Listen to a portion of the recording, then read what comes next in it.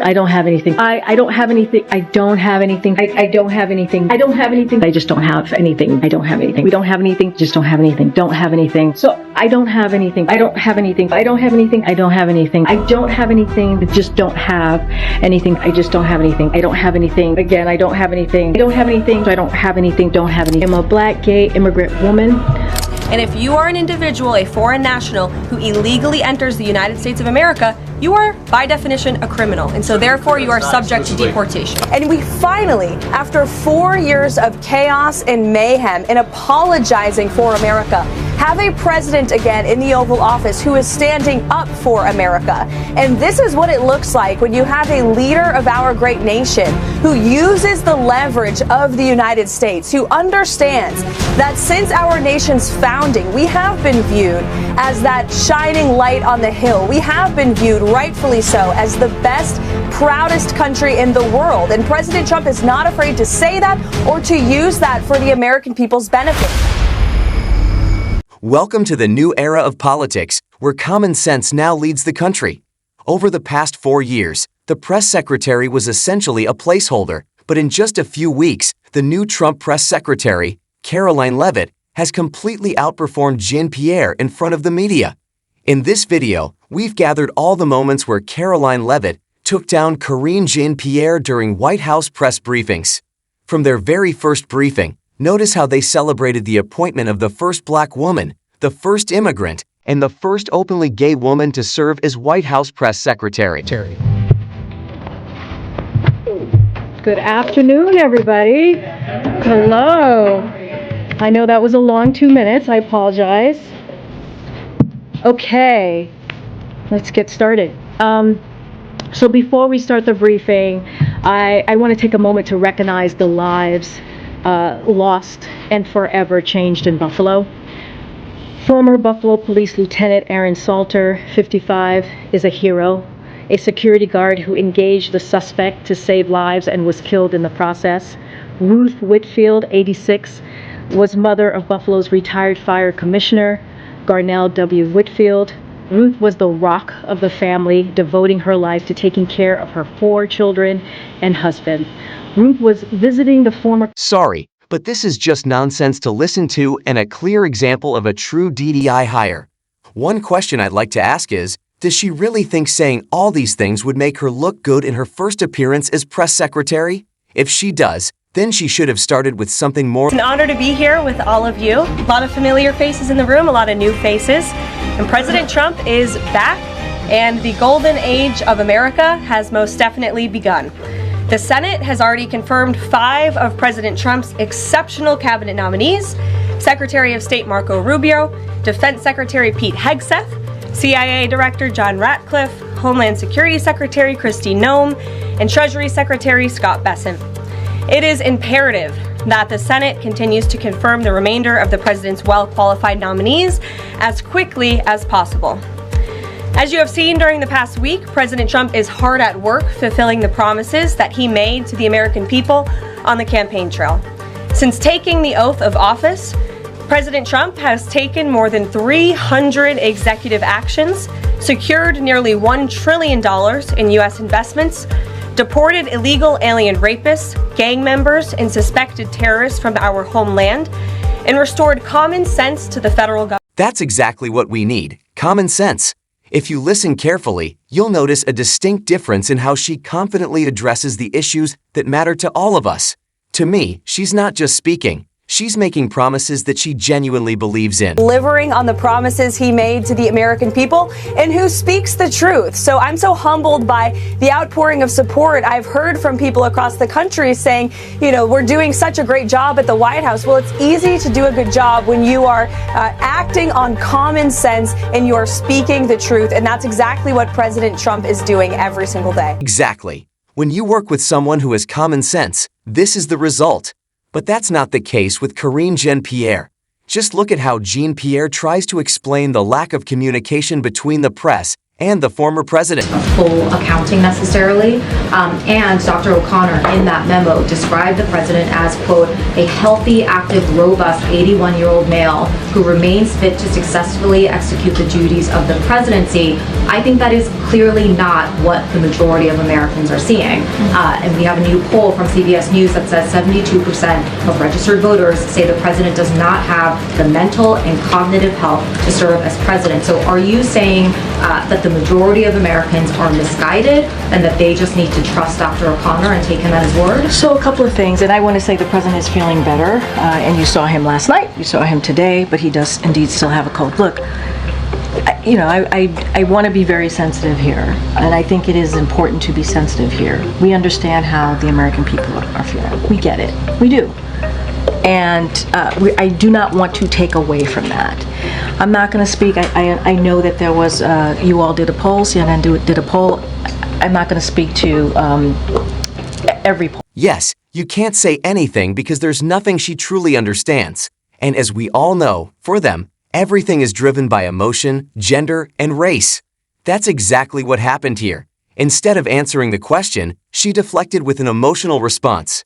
Now watch as a reporter asked her to have Biden answer their questions because it's clear she has no real grasp of what she's talking about. Thank you for the request. The president, as you know,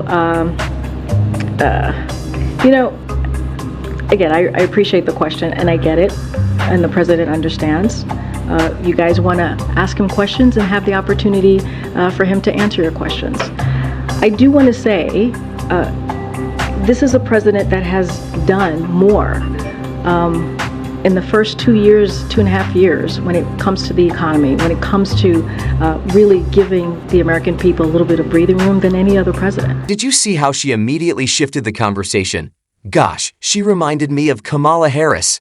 Not only did she completely dodge the question, but she didn't even try to redirect it. She just skipped over it and started talking about the economy. And once again, when the same question was asked, she became visibly arrogant. Just look at her face. The president invited his son Hunter to the state dinner last night. I'm wondering if you could take us into the thinking and the decision-making of why the president decided to invite his son. I'm just not going to get into family discussion, personal family discussion. As you know, Hunter is his son. I'm just not going to get into it. Let me ask you this. If Hunter Biden wasn't the president's son, would he have invited someone who had just reached a plea agreement with federal prosecutors 2 days earlier? A couple of things. Again, that's his son.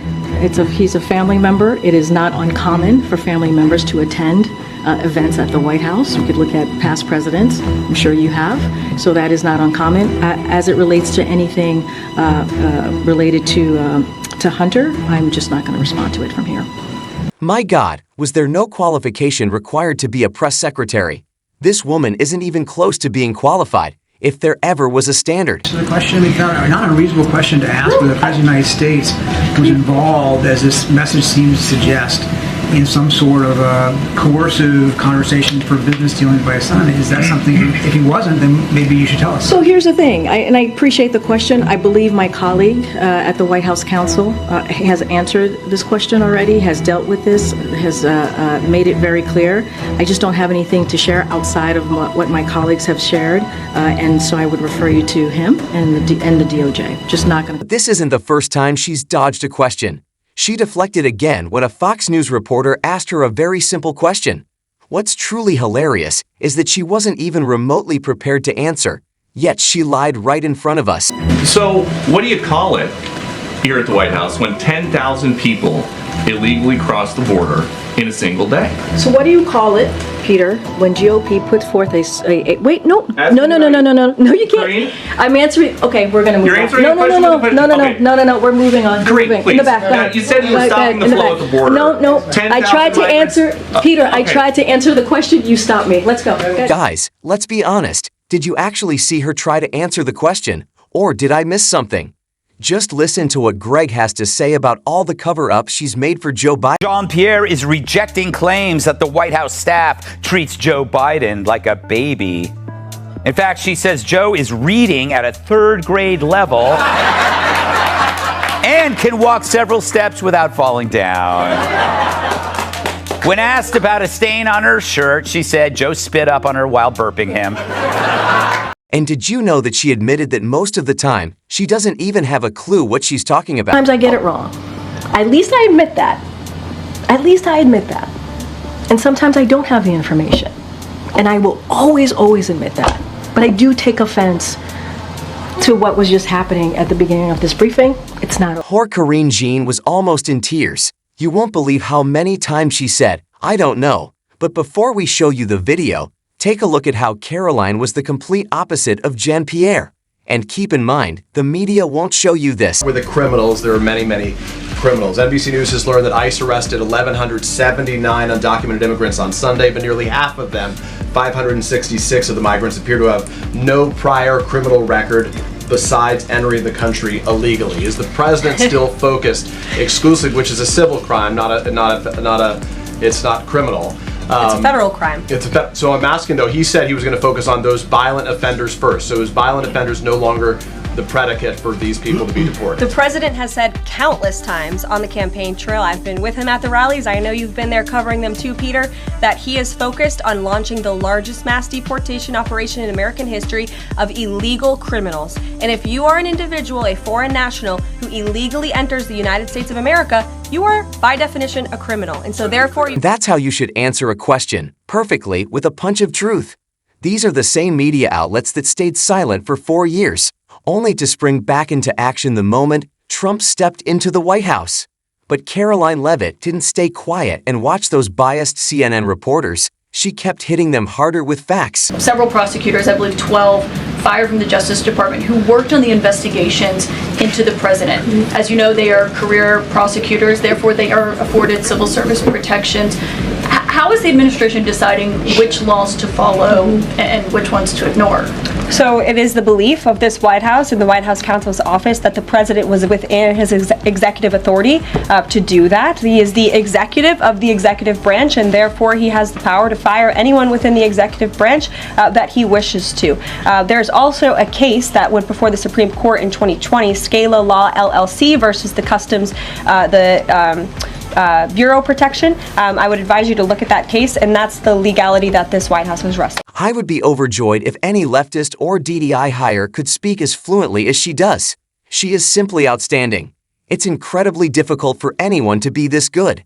Even those who criticize her, claiming she got the position because she's a 10, can't come close to her skills.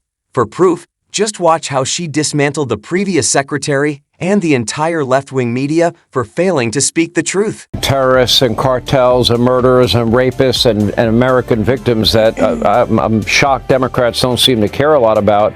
I did fail to mention we had hostages released out of Venezuela.